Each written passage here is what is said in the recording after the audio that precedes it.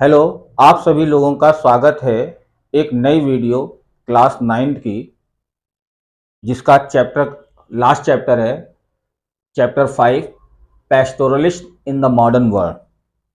इसका मतलब होता है हिंदी में आधुनिक विश्व में चरवाहे। एक बहुत ही अच्छा चैप्टर है और ये आपके एग्जामिनेशन में पूछा जाता है और ये आपने 9th में ही पढ़ेंगे। जो चरवाहे हैं, जिनको हम शेफर्ड भी बोलते हैं, इनके बारे में आपको 9th क्लास में ही पढ़ने को मिलेगा, 10th में नहीं मिलेगा। तो 9th में एक पूरा चैप्टर है जिसमें आपको इंडिया में रहने वाले चरवाहों के बारे में और साथ ही साथ अफ्रीका में रहने वाले चरवाहों के बारे में बताया गया है। तो आपको तो नाम तो मालूम ही हो गया है, पैस्टोरलिस्ट इन द मॉडर्न वर्ल्ड। पैस्टोरलिस्ट का मतलब होता है चरवाहे, जिसको हम शेफर्ड भी बोलते हैं, हिंदी में गड़रिया बोलते हैं। मॉडर्न वर्ल्ड का मतलब होता है आधुनिक विश्व जो चल रहा है, जो मॉडर्न टाइम चल रहा है, उसमें चरवाहों की क्या स्थिति है। तो आपको बता दें, आधुनिक युग में जो चरवाहों की स्थिति है, वो समाज जो है भुला बैठा है। और इसी चीज को दर्शाने के लिए इस चैप्टर में उनकी क्या भूमिका थी 19th सेंचुरी में, ये इस चैप्टर में बताया गया है। तो आपको बता दें, यहां पर एक पहला पॉइंट लिखा हुआ है बुग्याल। ये बुग्याल क्या होता है? बुग्याल जो होता है एक नेचुरल प्लेस होता है, ये माउंटेन्स में होता है। उत्तराखंड, जम्मू एंड कश्मीर जो माउंटेन्स रीजन में होते हैं, वहां एक जो ओपन एरिया होती है, vast open area, natural pastures जिसमें उपलब्ध रहता है, उसी को बुग्याल बोला जाता है। तो बुग्याल आर वास्ट नेचुरल पास्चर। ये नेचुरल पास्चर्स होते हैं। पास्चर्स मीन जानते हैं, जो चरागाह होता है, ग्रेजिंग लैंड होता है। पास्चर्स को इंग्लिश में कहते हैं ग्रेजिंग लैंड, जहां जानवर जो है उसमें चरने के लिए आते हैं। वहां उनको नेचुरल जो है फॉरेज मिलता है। फॉरेज मतलब होता है food, on the high mountain. और लगभग कितना, 12,000 फीट की ऊंचाई पर, 12,000 फीट की ऊंचाई पर माउंटेन्स का जो नेचुरल पास्चर्स होता है, एक बड़ा सा फैला हुआ, उसी को बुग्याल बुलाता है। हमारे माउंटेन्स में कई सारे ऐसे बुग्याल होते हैं। उत्तराखंड में तो 21 बुग्याल हैं, जहां पर जो है गढ़वाल और बुग्याल, वहां रहने वाले जो जनजाति के लोग हैं, जो ट्राइब्स रहते हैं, वो अपने जानवरों को इन्हीं बुग्याल में चराने के लिए जाते हैं। They are under snow in the winter. अब यहां पर खासियत क्या है, जब विंटर का सीजन आता है, विंटर मतलब जाड़ा, तो ये बुग्याल्स जो होते हैं वो कवर्ड हो जाते हैं। किससे? बर्फ से, क्योंकि बर्फ गिरती है।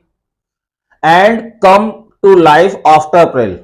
और यहां पर जो जीवन वापस कब आता है? जब वहां की बर्फ पिघल जाती है, on the onset of summer. जब समर सीजन की शुरुआत होती है, ऑनसेट ऑफ समर मतलब होता है जब समर सीजन की शुरुआत होती है, तो यहाँ की बर्फ पिघल जाती है और यहाँ पर हरियाली आ जाती है। हरे हरे पौधे, घास, ग्रास, वाइल्ड फ्लावर सब निकल आते हैं। और जो कि वहां पर जो जानवर होते हैं, जो शीप या गोट्स हैं, उनके लिए फॉरेस्ट का काम करता है। At this time the entire mountain side is covered with a variety of grasses.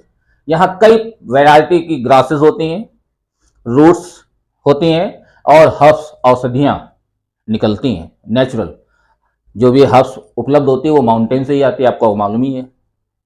By monsoon these pastures are thick. ये जब मानसून आता है तो ये पास्चर जो होते हैं बड़ा थिक हो जाता है, घने हो जाते हैं। विद वेजिटेशन, इसमें खूब सारी हरियाली होती है, सब्जियां होती हैं, और carpeted with the wild flower. और ये वाइल्ड फ्लावर से क्या होते हैं? भर जाती हैं। अब आपको यहां पर एक चीज और बताएं, गुज्जर बकरवाल आपके एनसीईआरटी बुक में दिया हुआ है, एक ट्राइब्स है गुज्जर बकरवाल। कहां रहती है? अगर एमसीक्यू में क्वेश्चन आ जाए तो आप कहेंगे जम्मू एंड कश्मीर में। जम्मू एंड कश्मीर में रहने वाली जो गुज्जर बकरवाल एक ट्राइब्स है, एक्चुअली ये पेस्टोलिस्ट बन गए जब माइग्रेट होकर 19th सेंचुरी में आए। तो इन इलाकों में आकर ये क्या हो गए? स्टैब्लिश हो गए।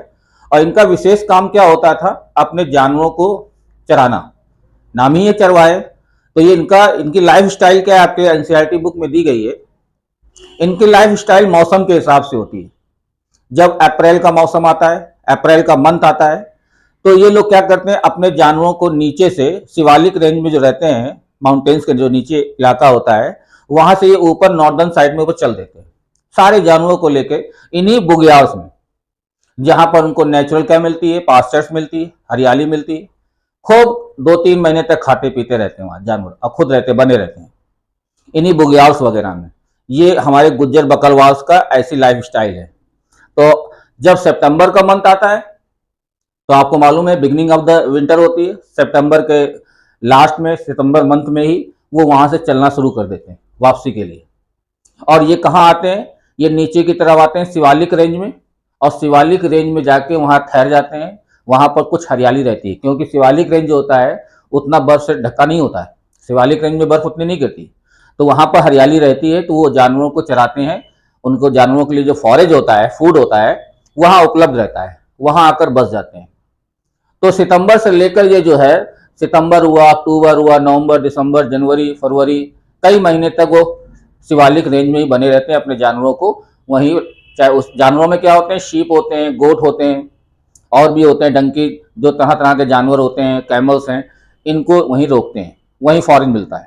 और फिर जहां सितंबर सितंबर वो जो अप्रैल का मंथ आता है, फिर वो चल देते हैं। तो यही उनकी एक लाइफ स्टाइल है। ठीक है, जाड़े में नीचे आना, ऊपर से नॉर्दर्न प्लेन से, यानी इन बुग्याल वाले जो 12,000 की फीट की ऊंचाई होती है, वहां से नीचे की तरफ आना, और फिर गर्मियों में ऊपर की तरफ जाना। इनकी लाइफ स्टाइल यही चरवाहे हैं। तो भारत के जो गुज्जर बकरवाल हैं, जो जम्मू एंड कश्मीर में रहते हैं, तो 19वीं सेंचुरी की बात हो रही है, तो वहां पर यही लाइफ स्टाइल है। वो इस लाइफ स्टाइल से ही अपना जीवन यापन करते हैं, और इस तरह नेचुरल उनको, उनके जानवरों को जो है फॉरेज मिलता रहता है। ठीक है, तो हम बता रहे हैं आपको pastoralist in the India, Bharat में जो चरवाहे हैं उनके जीवन के बारे में बता रहे हैं। इसमें कई सारी जो है ट्राइब्स जो हैं, ट्राइबल्स यूनिट्स जो हैं इन्वॉल्व है। जैसे कि हमने आपको बताया जम्मू एंड कश्मीर में गुज्जर बकरवाल हैं, जो पेस्टोलिस्ट बन गए, माइग्रेट होकर 19वीं सेंचुरी में आए, वो इस काम में लग गए, अपने जानवरों को चराने के काम में। और मौसम के हिसाब से, गर्मी और जाड़े के हिसाब से ऊपर जाना, नीचे आना, ये करते रहते हैं। इन्हीं में एक और ट्राइब्स है जिसको बोलते हैं गद्दी। क्या बोलते हैं? गद्दी। गद्दी, ये एक सेफर्ड है, ये भी एक पेस्टोलिस्ट है। सेफर्ड मतलब होता है वही चरवाहे, गड़रिया। और ये कहाँ पाए जाते हैं? हिमाचल प्रदेश में, जो हमारा एक स्टेट है Himachal Pradesh. Had a similar cycle of seasonal movement. इनका भी जीवन जो है ठीक गुज्जर बकरवाल के समान ही है, तभी लिखा हुआ है similar cycle of seasonal movement. ये भी मौसम के हिसाब से जो है अपना मूवमेंट करते हैं। विंटर में नीचे आना, अप्रैल के महीने में, यानी कि on the set of summer monsoon के सीजन पे ऊपर जाना, यही सिस्टम ये भी फॉलो करते हैं, जैसा कि गुज्जर बकरवाल करते हैं। जब ये लोग नीचे से ऊपर की तरफ जाते हैं अप्रैल में, तो ये सारे फैमिली के लोग, हाउस होल्ड के लोग एक साथ गेट टुगेदर होकर जाते हैं। ऐसा नहीं अकेले चले गए, सब परिवारों के लोग साथ में इकट्ठा होकर जाते हैं। Each and every house hold member of the each and every house hold get together and go along with upper side. तो उस समूह को जानते क्या कहते हैं? आपकी एनसीईआरटी बुक में लिखा हुआ है काफिला। तो आप समझ जाइएगा काफिला क्या है। वो सारे चरवाहों के घर के मेंबर, सदस्य जब गेट टुगेदर होते हैं, एक साथ इकट्ठा होते हैं, और जब एक साथ अपने जानवरों को लेकर ऊपर जाते हैं, तो उस समूह को, उस ग्रुप को क्या कहते हैं? काफिला। आगे चलते हैं। By April they move north.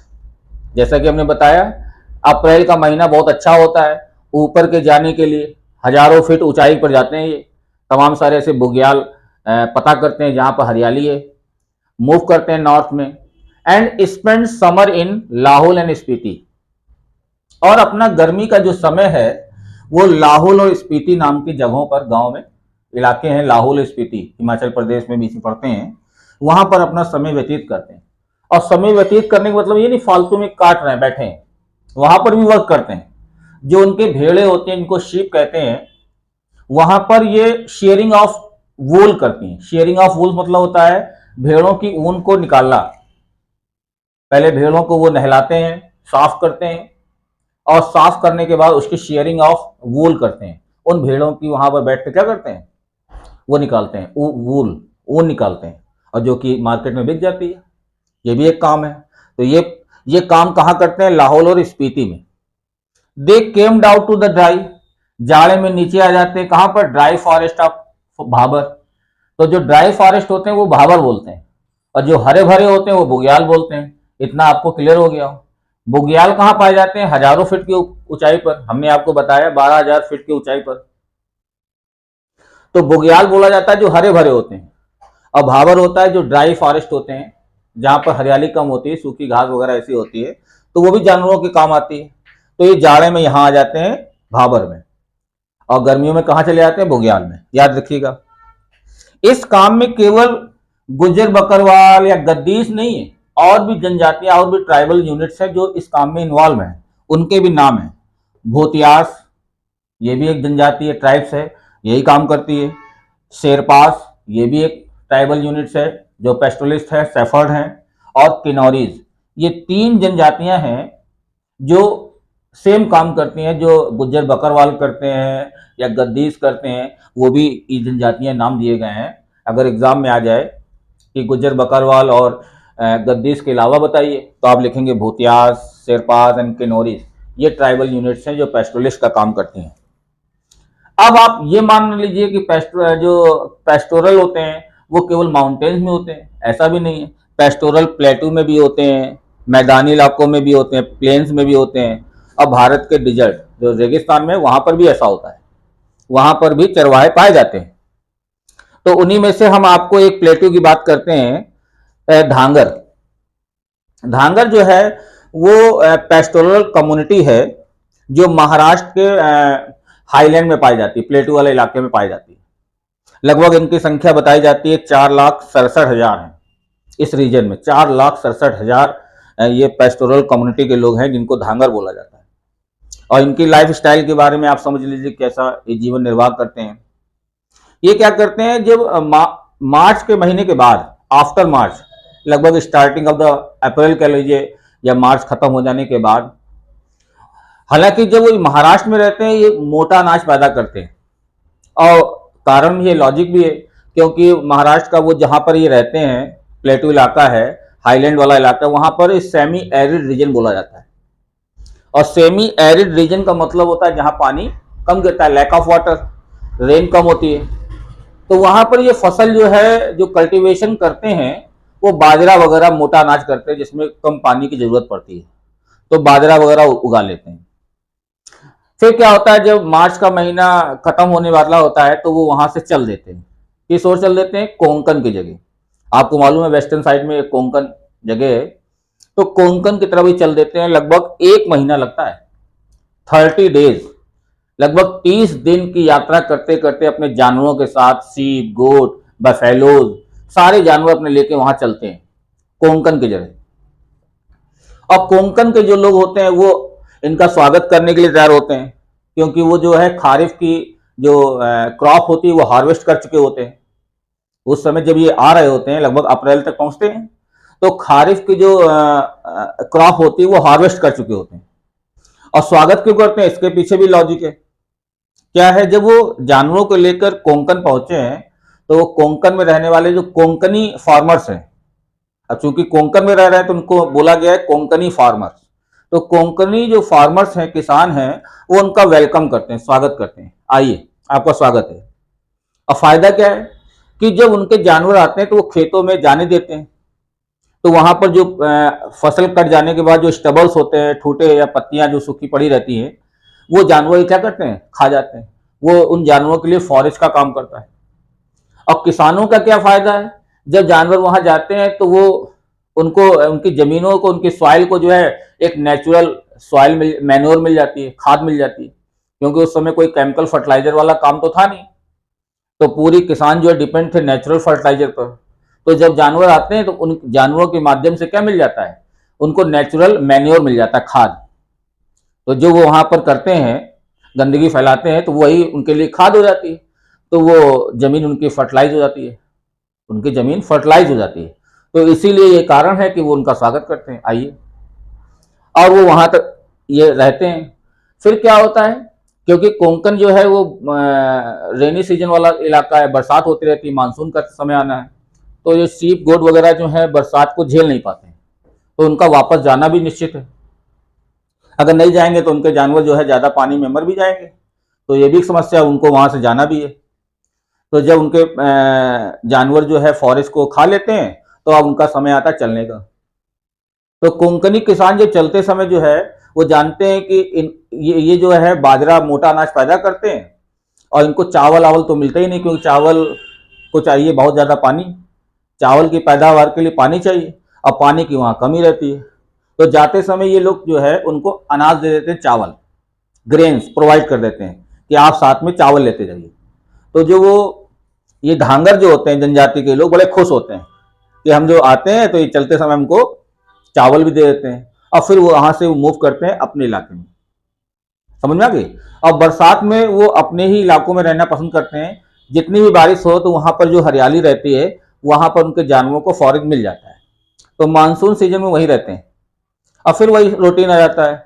फिर जहां अप्रैल के बाद, वही अप्रैल मार्च के बाद अप्रैल के महीने में लगभग 1 महीना आने में लगता है, फिर आ जाते हैं। तब तक ये कोंकणी किसान जो है खारे की फसल को हार्वेस्ट कर लेते हैं, फिर वही प्रोसेस चलता रहता है। तो ऐसा कुछ लाइफ स्टाइल जो है धांगर है, जो महाराष्ट्र में पाए जाते हैं। महाराष्ट्र के जो प्लेट्यू इलाका है, जो हाईलैंड इलाका है, जहाँ सेमी एरिड रीजन होता है, उन इलाकों में रहने वाले जो पेस्टोलिस्ट होते हैं वो क्या कहलाते हैं, धांगर। तो धांगर का जीवन इस तरीके का होता है। समझ में आ गया। हाँ चलिए अब चलते हैं आगे की तरफ। लिखा हुआ है बंजारास, एक नया वर्ड आया है चैप्टर में, बंजारास। तो Banjaras were another well known group of grazier, ये भी एक पेस्टोलिस्ट हैं। ग्रेजियर का मतलब है वही चरवाहे। तो ये चरवाहे जो हैं बंजारा भी कहलाते हैं, बंजारे भी चरवाहे थे। ये कहाँ पाए जाते हैं, they were to be found in the village of UP, Uttar Pradesh, UP मतलब उत्तर प्रदेश, पंजाब, राजस्थान, मध्य प्रदेश और महाराष्ट्र में। ये जो स्टेट्स के नाम लिखे हैं यहाँ पर बंजारास मिलते हैं। ये भी एक ट्राइबल्स यूनिट्स है, और बंजारा तो नोमैडिक होते हैं, कभी एक जगह रुकते ही नहीं, कभी ठिकाना यहाँ फिर कभी दूसरी जगह। तो अगर आपके एग्जाम में पूछा जाए कि बंजारास कहाँ मिलते हैं, तो आप बताएंगे यूपी, पंजाब, राजस्थान, मध्य प्रदेश, महाराष्ट्र के गांव में पाए जाते हैं।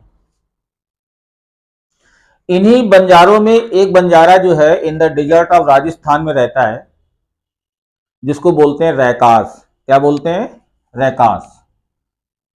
एक बंजारा है रैकास, जो कहाँ रहता है, राजस्थान में।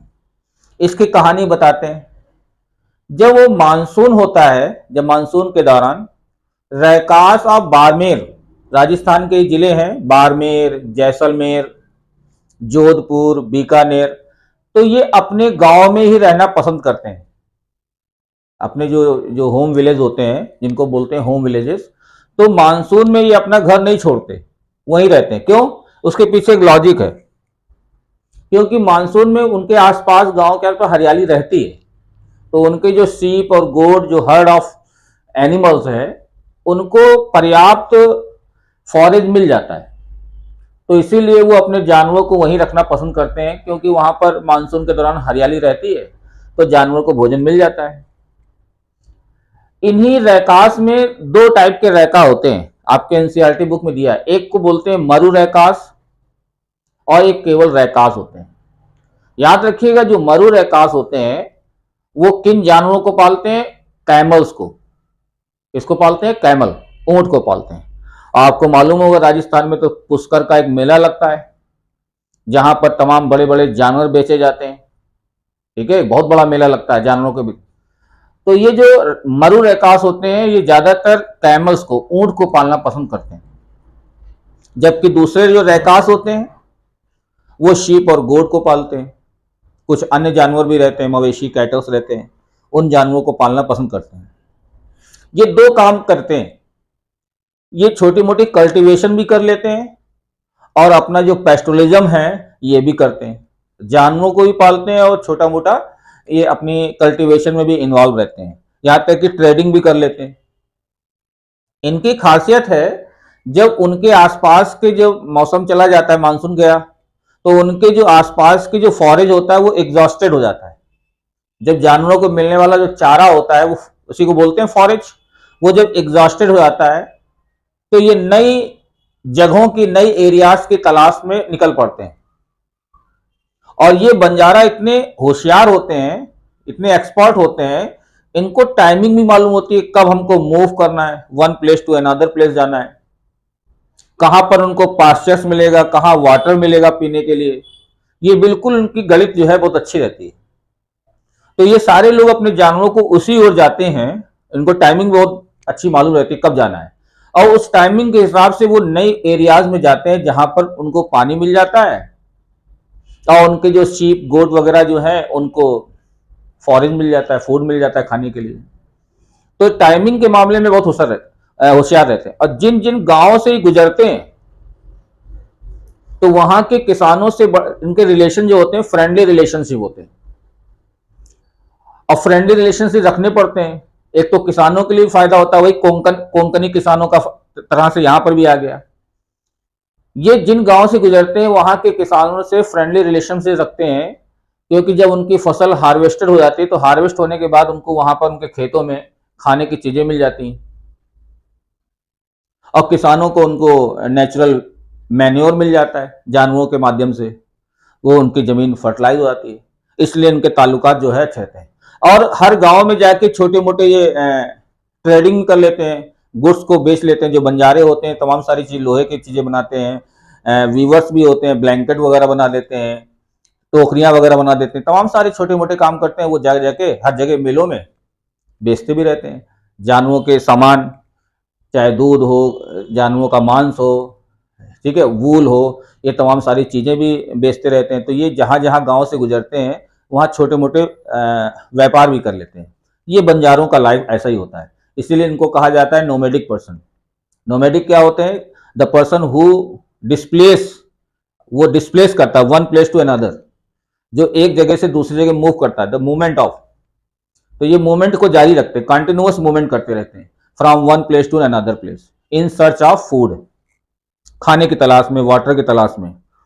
अब क्या हुआ, तभी वो आ गए, लिखा हुआ है ना कॉलोनियल रूल। कॉलोनियल रूल का मतलब होता है भारत में ब्रिटिशर्स आ गए, अंग्रेज आ गए, और अंग्रेजों के आ जाने से इन तमाम सारे जो पेस्टोलिस्ट थे, अलग अलग प्रकार के, कहीं गुज्जर बकरवाल थे, कहीं गद्दी थे, कहीं रैकास थे, कहीं धांगर थे, है ना, किन्नौरीज थे, भूतियास थे, ये तमाम सारे जो पेस्टोलिस्ट थे इनके जीवन में क्या प्रभाव पड़ा। तो आपको बता दें, जब अंग्रेज आए तो उनका ये मानना था कि जो चरवाहे अपने जानवरों को लेकर चराने के लिए घास फूस जाते हैं तो वो जमीन तो हमारे लिए बेकार है, वो जानवर को लेकर जाते हैं, वहां चराते हैं, उनसे हमारा क्या फायदा। तो ब्रिटिश गवर्नमेंट, जब यहाँ ब्रिटिश शासन था भारत में, तो ब्रिटिश ने कंसीडर किया कि जमीन बेकार है, जो ग्रेजिंग लैंड है वो बेकार हमारे लिए, इससे कोई हमारा फायदा नहीं, फायदा हो रहा है पेस्टोलिस्ट का। तो उन्होंने एक नियम निकाला, वेस्ट लैंड रूल, एक नियम कानून पारित किया, वेस्ट लैंड रूल, कि इन सारे जो ये जो ग्रेजिंग लैंड है, जो ग्रेजिंग लैंड है, इसको हम कन्वर्ट कर देंगे कल्टीवेबल लैंड में। जब हम कल्टीवेबल लैंड में कन्वर्ट कर देंगे तो उससे हमको टैक्स मिलेगा, और लोग किसान जो है इसमें खेती बाड़ी करेंगे, गेहूं चावल और तमाम सारी चीजें, कॉटन वगैरह पैदा करेंगे, और जिसकी डिमांड है कहां पर, इंग्लैंड में, तो यहां से सामानों को हम वहां इंग्लैंड भेजेंगे, तो उससे तो फायदा होगा। तो इसलिए उन्होंने वेस्ट लैंड लगा के ऐसे तमाम सारे भारत के जो ग्रेजिंग लैंड थे उन्होंने क्या करना शुरू कर दिया, कल्टीवेबल लैंड में बदलना शुरू कर दिया। और उन्होंने भारत के जो जंगल थे उसको 3 कैटेगरी में डिवाइड कर दिया। एक को कह दिया रिजर्व फॉरेस्ट, जो स्पेशली इंटरटेनमेंट फॉरेस्ट होता था, ठीक है, जहां पर ये अंग्रेज लोग क्या करते थे, शिकार करने जाते थे, शिकार का आनंद लेने जाते थे। और दूसरा कारण था, ये रिजर्व फॉरेस्ट में बहुत ही कीमती लकड़ी होती थी, one type of variety of plants जो है शोन करते थे, जैसे देवदार हुआ, टीक हुआ, साल हुआ, ये पेड़ों को लगाते थे, क्योंकि ये वैल्यूएबल जो है वुड हुआ करता था, टिम्बर हुआ करता था, जिसकी इंग्लैंड में बहुत डिमांड थी, यूरोपियन कंट्री में डिमांड बहुत थी। और क्यों ना हो, क्योंकि उस समय एक्सपेंशन ऑफ रेलवे हो रहा था और शिप बनाए जा रहे थे, जहाज पानी वाले, जिसमें इस लकड़ियों की जरूरत होती है।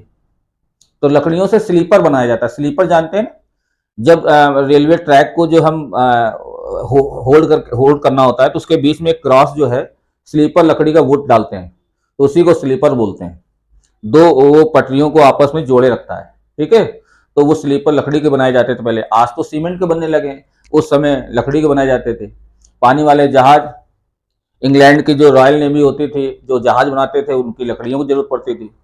एक समय आ गया कि इंग्लैंड में लकड़ियों गायब हो गई, तो भारत से ही मंगाए जाते थे, और यही टीक, देवदार, साल के पेड़ों की डिमांड थी वहाँ। तो वो रिजर्व फॉरेस्ट जात में थे, और रिजर्व फॉरेस्ट का मतलब है यहाँ पर कोई भी पेस्टोरल, कोई भी सेफर्ड नहीं जाएगा अपने जानवरों को, ये प्रतिबंधित है ये इलाका। एक था प्रोटेक्टेड फॉरेस्ट, और तीसरा क्या था, विलेज फॉरेस्ट। यहाँ पर जाने की अनुमति थी, लेकिन कुछ कस्टमरी राइट्स दिए गए थे, विशेषाधिकार दिए गए थे, और उसके लिए भी उन्होंने नियम बना रखा था, पाबंदी थी। लोगों को जो है एक पास दिया जाता था, जिसमें उनके जानवरों की संख्या लिखी जाती थी, हर जानवर पर टैक्स लिया जाता था, ठीक है। और उस हर जानवर पर टैक्स दिया है कि नहीं दिया है, और जितना समय जाने का और आने का लिखा रहता था उस पास में, उतना ही समय व्यतीत करना है आपको अपने जानवरों को, और निर्धारित समय में वापस जानवरों को लेके आना है। अगर नहीं आते तो आपको पनिशमेंट दिया जाएगा, ये भी नियम था अंग्रेजों का। तो और एक ही इलाका दे रखा था, ज्यादातर जो हरा वाला इलाका था वो वाइट सेटलमेंट था। ब्रिटिशर्स जो थे वाइट सेटलमेंट पे ब्रिटिशर्स ने कब्जा कर रखा। तो ज्यादा हरियाली वाला जो इलाका था वो तो 60% ब्रिटिशर्स ने वाइट सेटलमेंट कर रखा था, 40% में ऐसे ट्राइबल्स यूनिट्स को, पेस्टोलिस्ट को डाल रखा था, ये भी कर रखा था। फिर उन्होंने एक नियम और निकाल दिया 1871 में, क्रिमिनल ट्राइब्स एक्ट। उन्होंने देखा कि जो पेस्टोरल लाइफ होती है वो एक जगह रुकते ही नहीं, उनकी पहचान ही नहीं पा रही, हम आइडेंटिफाई नहीं कर पा रहे, ना टैक्स ले पा रहे हैं, कभी इस जगह रहते हैं कभी उस जगह रहते हैं। तो उन्होंने इन सारे पेस्टोलिस्ट से कहा कि आपको एक गांव में ही रुकना है, आपको जाने की आज्ञा नहीं है, बिना परमिशन आप गांव को छोड़कर नहीं जा सकते। और उसके लिए गांव में ही एक पुलिस एस्टेब्लिश कर दी, वो निगाह रखती है। अगर कोई बिना परमिशन के आते जाते दिखता है तो उनको क्या माना जाएगा, क्रिमिनल समझा जाएगा। ऐसे लोग, नोमैडिक पर्सन जो विदाउट परमिशन अगर वो गांव को छोड़ रहे हैं, एक जगह से दूसरी जगह जा रहे हैं, चाहे भले ही वो ट्रेडिंग करने जा रहे हों या अपने जानवरों के लिए जा रहे हों, तो वो क्रिमिनल समझे जाएंगे। और ब्रिटिश सरकार ने 1871 में एक क्रिमिनल ट्राइब्स एक्ट पास कर दिया। अगर कोई भी ऐसा पाया गया तो उसको कठोर दंडात्मक कार्रवाई की जाएगी, दंड दिया जाएगा, सीवियर पनिश किया जाएगा। अंग्रेजों ने टैक्स लगाया क्योंकि उनका कमाई था, तो लैंड पर तो टैक्स लेते ही थे। उन्होंने कैनाल वाटर पे, अगर नहर से पानी ले रहे हो तो उस पर टैक्स देना पड़ेगा। यहाँ तक कि नमक पे भी टैक्स लगा दिया। जो आप ट्रेडिंग गुड्स सामानों को खरीद बेच रहे हैं उस पर भी टैक्स देना पड़ेगा। और यहाँ तक कि एनिमल्स, हर एक जानवर का भी टैक्स आपको देना पड़ेगा। तो ये कॉलोनियल रूल आ जाने से जो पेस्टोरल लाइफ जो थी वो थोड़ा सा डिस्टर्ब हो गई। बेचारे मजबूर हो जाते थे एक ही जगह पर, जहाँ पर घास होती नहीं थी, फॉरेस्ट उपलब्ध ही नहीं होता था, उसी जगह पर बार बार जाने के लिए मजबूर हो जाते थे। और कभी कदार वो क्या करते थे, जब हमारा देश आज़ाद नहीं था तो बॉर्डर को भी क्रॉस कर ले, उस समय बॉर्डर था ही नहीं, सीमाएं थी नहीं, तो वो सिंध नदी तक, सिंधु नदी जानते ना, उसके किनारे किनारे जो हरियाली होती थी वहां चले जाते थे, वहां अपने जानवरों को। लेकिन आज़ादी के बाद आफ्टर 1947 वहां पर जाने में प्रतिबंधित हो गई, क्योंकि भारत और पाकिस्तान में सीमाएं बढ़ गई, सीमाएं निर्धारित हो गई। अब वहां पर भी रोक लगा दी, तो ब्रिटिशर्स वहां जाने नहीं देते थे, जो हमारी सरकार थी वो जाने नहीं देती थी, तो सिमट कर रह गए। तो उनका जीवन जो पहले स्वतंत्र आज़ादी से जो अपने जानवरों को जहां चाहते थे चले जाते थे, अब वो फॉरेस्ट क्या हो गया, श्रैंक हो गया। ग्रेजिंग लैंड क्या हो गया, श्रैंक हो गया, सिकुड़ गया। और उनका जीवन जो है बड़ा ही कष्टमय होने लगा। अब उन्होंने कैसे सामना किया, how did these pastoralists cope with this changes. Cope मतलब फेसेस, उन्होंने इन बदलावों को कैसे सामना किया। तो उन्होंने सबसे पहले क्या किया, अपने जानवरों को संख्या को कम कर लिया, कि भाई इतने ज़्यादा जानवर रखेंगे टैक्स देना पड़ेगा, तो उन्होंने जानवरों को कम कर लिया। बहुत सारे ऐसे पेस्टोलिस्ट थे जिन्होंने इस पेस्टोलिस्ट वाले जीवन से पैसा कमा लिया, तो उन्होंने क्या कर लिया, ज़मीनें खरीद ली, और ज़मीनें खरीद के उन्होंने पेस्टोरल लाइफ को ही छोड़ दिया, गिव अप कर दिया, और ज़मीन खरीद के खेती बाड़ी करने लगे, गांव में रुक गए। जो बेचारे गरीब थे, जो पैसा नहीं कमा पाए, उन्होंने इन्हीं जो पैसे वाले जो रिच पेस्टोलिस्ट थे उनसे उधार लोन ले लेते थे, और अपना जीवन यापन करते थे। बहुत सारे ऐसे पेस्टुलिस्ट, गरीब जो पेस्टुलिस्ट थे, वो चरवाहे बन गए, कैजुअल लेबर बन गए, कम मजदूरी में लेबर ही करने लगे, वहीं के गाँव में, शहरों में, टाउन्स में, और जैसे तैसे अपना जीवन यापन करने लगे during the colonial rule, Britishers के आने के बाद। ऐसी कुछ लाइफ स्टाइल उनकी यहाँ पर थी, इनकी पेस्टोरलिस्ट की। तो ये सामना था और इस तरीके से उन्होंने अपना जीवन को सरवाइव किया। समझ में आ गई।